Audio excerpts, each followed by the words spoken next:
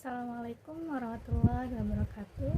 Perkenalkan, nama saya Nisa Mitawajana, semester 4 dari kelas A, jurusan Pendidikan Agama Islam, Fakultas Tarbiyah dan Keguruan, Universitas Islam Negeri Sultan Maulana Hasanuddin Banten. Baiklah, saya dari kelompok 9 akan menyampaikan materi tentang komponen strategi dalam kurikulum. Yang pertama, tentang definisi strategi. Yang kedua, yakni jenis strategi. Yang ketiga, model strategi. Yang keempat, pendekatan strategi. Yang kelima, metode strategi. Dan terakhir, yang keenam, tentang media strategi. Oke, langsung saja saya akan membahasnya satu persatu. Yang pertama, yakni definisi strategi. Kata strategi berasal dari bahasa Yunani, yakni strategos, memiliki dua arti, stratos yang berarti militer dan ag yang berarti memimpin, yang berarti generalisir atas sesuatu yang dikerjakan oleh para jenderal perang dalam membuat rencana untuk memenangkan perang. Secara umum, strategi adalah sebuah cara atau proses yang digunakan untuk tercapainya sebuah tujuan. Strategi merupakan tindakan yang bersifat inkremental, senantiasa meningkat dan terus-menerus, yang dilakukan berdasarkan sudut pandang tentang tujuan yang diharapkan. Menurut Muhaimin Syah, strategi adalah siasat atau rencana. Sedangkan menurut Syaiful Bahri Jamarot, strategi yakni suatu garis-garis besar arah untuk melakukan tindakan dalam usaha mencapai sasaran yang telah ditentukan. Definisi strategi bagi para ahli terdapat beberapa pandangan, yakni yang pertama, menurut Marus, strategi adalah proses penentuan rencana para pemimpin puncak yang berfokus pada tujuan jangka panjang organisasi, disertai penyusunan suatu cara atau upaya bagaimana agar tujuan tersebut dapat dicapai. Yang kedua, menurut Chandler menuliskan definisi strategi sebagai alat dari perusahaan atau sebuah kumpulan organisasi yang digunakan untuk mencapai tujuan yang diinginkan untuk keperluan jangka panjang dan juga digunakan untuk pemprioritasan alokasi sumber daya. Yang ketiga yaitu menurut Quinn menuliskan bahwa strategi merupakan satu bentuk rencana yang mengintegrasikan sebuah tujuan maupun kebijakan yang dirangkai menjadi satu kesatuan yang utuh. Yang keempat, yakni Porter menuliskan bahwa strategi adalah alat penting yang sangat berguna untuk memperoleh sebuah keunggulan dibandingkan dengan yang lainnya. Strategi merupakan bagian penting dalam berbagai konteks, termasuk bisnis, manajemen, dan pengembangan kurikulum. Komponen strategi berhubungan dengan implementasi kurikulum. Strategi itu meliputi rencana, metode, dan perangkat kegiatan yang direncanakan untuk mencapai tujuan tertentu.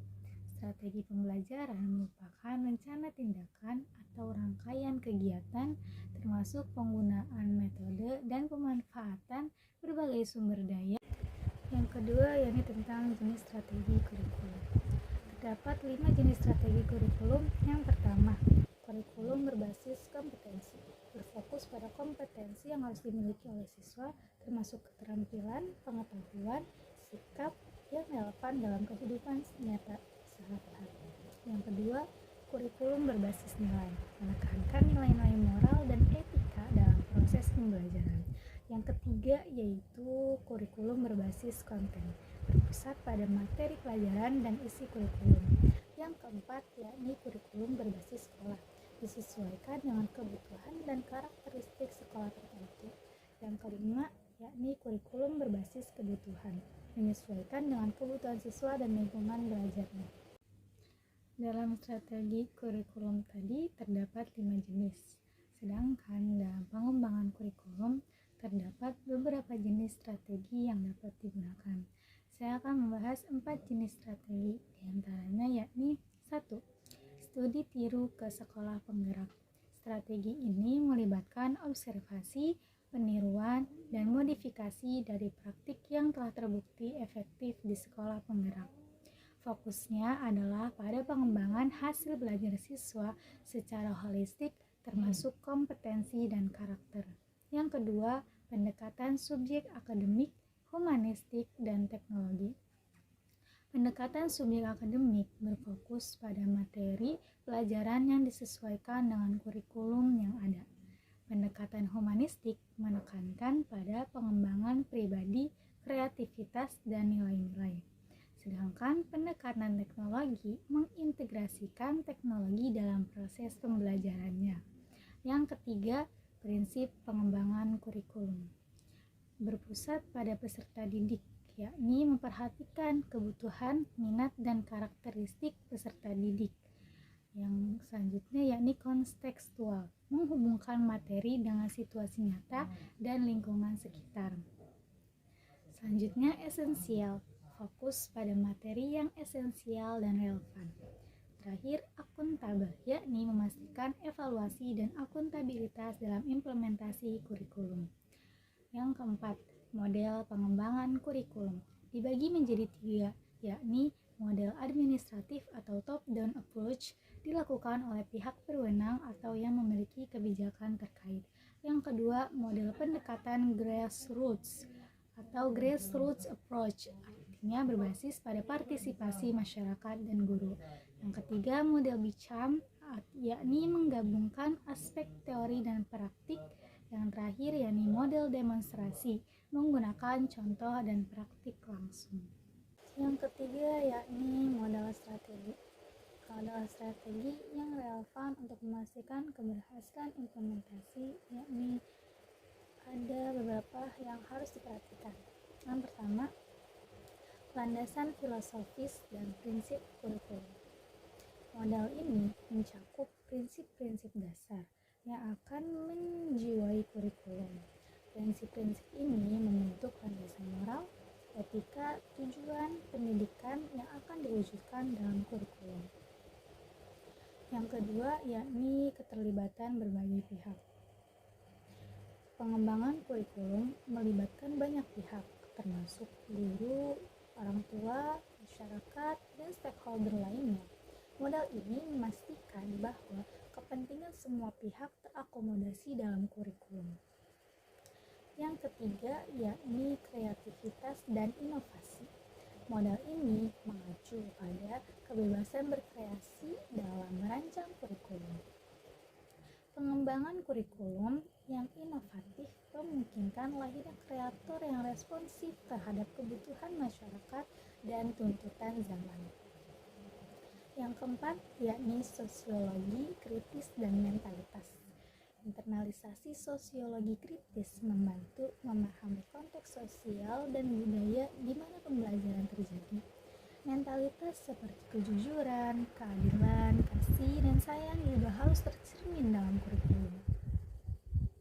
Yang kelima yakni strategi pembelajaran yang berbeda. Model ini mencakup strategi pembelajaran inovatif yang berbeda dari yang telah ada sebelumnya, mengubah strategi pembelajaran dari reproductive view of learning menjadi constructive view of learning. Konsep reproductive view of learning yang selama ini dihasilkan hanya menghasilkan keluaran yang bersifat mengikut saja, tanpa mampu bersikap kritis, kreatif, dan mempunyai nilai-nilai mental. Ini berbeda dengan konsep constructive view of learning yang berpegang pada nilai-nilai kritis, kreatif, dan nuansa mentalitas. Dalam konsep ini, agar dihasilkan mutu pendidikan tinggi, akuntansi yang berkualitas, maka anak didik diinternalisasi dengan sikap kritis. Salah satu diantaranya adalah dengan paradigma dekonstruksi, keluar dari kotak awal pengetahuan yang membelenggu, serta dijiwai nilai-nilai mentalitas berupa kejujuran, keadilan, kasih, dan sayang. Yang keempat yakni pendekatan strategi. Dalam pengembangan kurikulum, terdapat beberapa pendekatan strategi yang dapat digunakan untuk merancang dan mengembangkan kurikulum secara efektif. Berikut ada 3 pendekatan yang relevan. Yang pertama, pendekatan subjek akademis. Pendekatan ini adalah salah satu model tertua tua dan masih banyak digunakan hingga saat ini. Fokusnya adalah pada mata pelajaran akademis yang telah ada sebelumnya. Pengembangan kurikulum dilakukan dengan menetapkan materi apa yang harus dipelajari oleh peserta didik berdasarkan disiplin ilmu yang telah ada. Tujuan utamanya adalah mentransfer pengetahuan dari masa lalu kepada siswa. Yang kedua yakni pendekatan humanistik.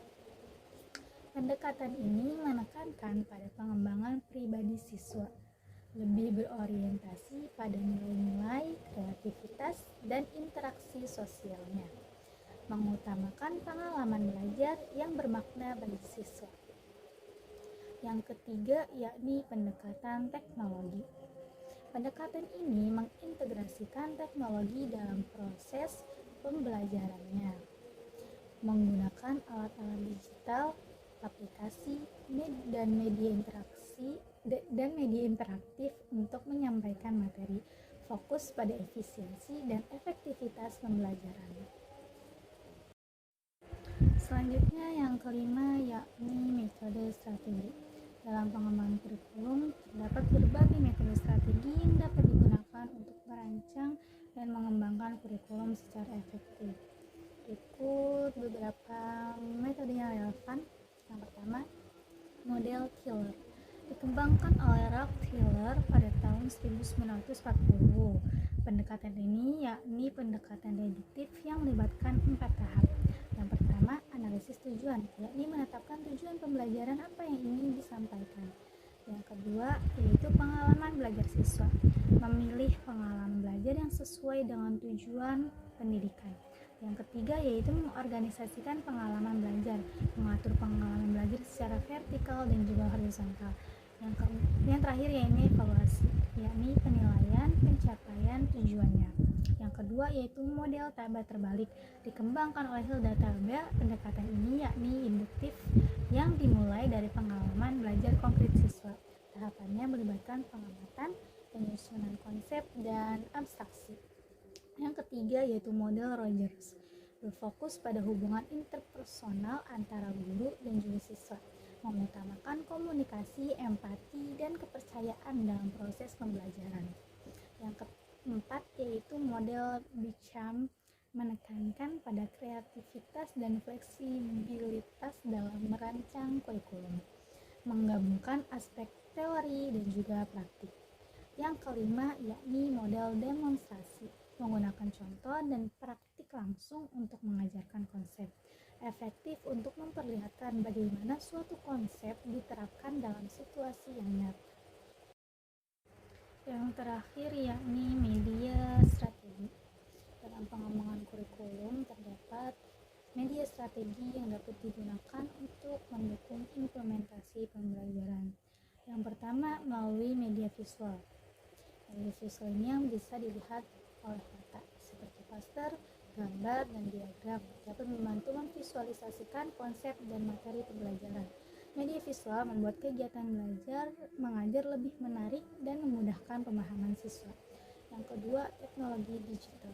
Presentasi slides menggunakan alat seperti PowerPoint atau Google Slides untuk menyajikan materi dengan visual dan animasi.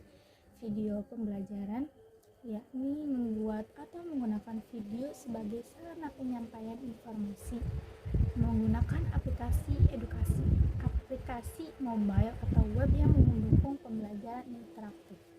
Yang ketiga yakni media audio, bisa menggunakan rekaman suara. Penggunaan rekaman suara ini untuk menjelaskan konsep atau membacakan teks. Yang kedua, dengan podcast edukasi, podcast yang berisi materi pembelajaran dalam bentuk audio. Yang keempat, media teks. Media teks ini bisa berupa buku teks, buku pelajaran yang berisi materi lengkap dan terstruktur, artikel, jurnal, makalah, sumber bacaan yang mendalam untuk mendukung pemahaman siswa. Yang kelima yakni media interaktif, bisa digunakan dengan simulasi, memungkinkan siswa untuk menggali konsep melalui percobaan virtual, permainan edukatif, yakni menggabungkan pembelajaran dengan unsur permainan untuk meningkatkan keterlibatan siswa. Baiklah, mungkin hanya itu yang bisa saya sampaikan.